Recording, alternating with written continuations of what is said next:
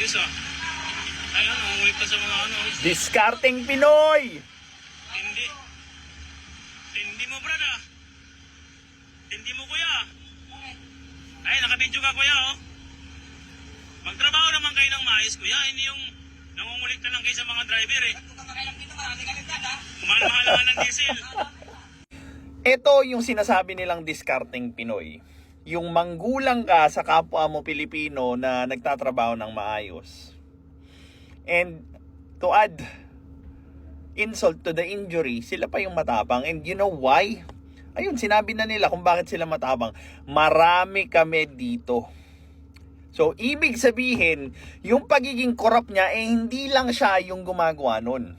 Grupo sila, marami sila. Kaya malakas yung loob nilang gumawa ng masama. 'Di ba? Ngayon, again, ibabalik ulit natin sa kung paano nito naaapektuhan yung buong bansa natin. Yang ganyang klaseng tao, 'di ba? Yang ganyang klaseng corrupt na tao or corrupt na pag-uugali, tingin mo ba hindi siya madadamay or mandadamay doon sa ibang aspeto ng buhay niya tulad ng pagboto, tulad ng kung paano sila umasal sa pamilya nila, ano yung mga values na ituturo nila sa ibang tao at ano yung mapipick up nung mga bata or mga anak sa paligid nila.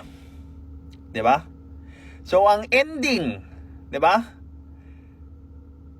Dadami yung corrupt na tao dahil sa ganitong klaseng practice na hinahayaan na lang natin na mag-proliferate. Dumami. Kasi nga, marami kami dito. And pag kinall out mo, yung ganong klaseng gawain, di ba? Ikaw na ngayon yung masama. Ikaw na ngayon yung nakikialam sa hanap buhay nila, so on and so forth. Lahat ng excuse idadamay nila. Hanggat hindi natin natututunang tumanggap ng kritisismo sa mga sarili natin, para sa mga maling ginagawa, maling sinasabi natin, hindi tayo uunlad as a bansa.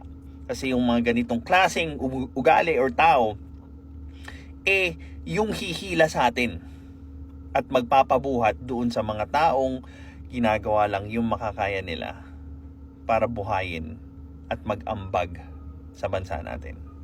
Well, this is Pinoy Extreme. Have a good day. This is Pinoy Extreme.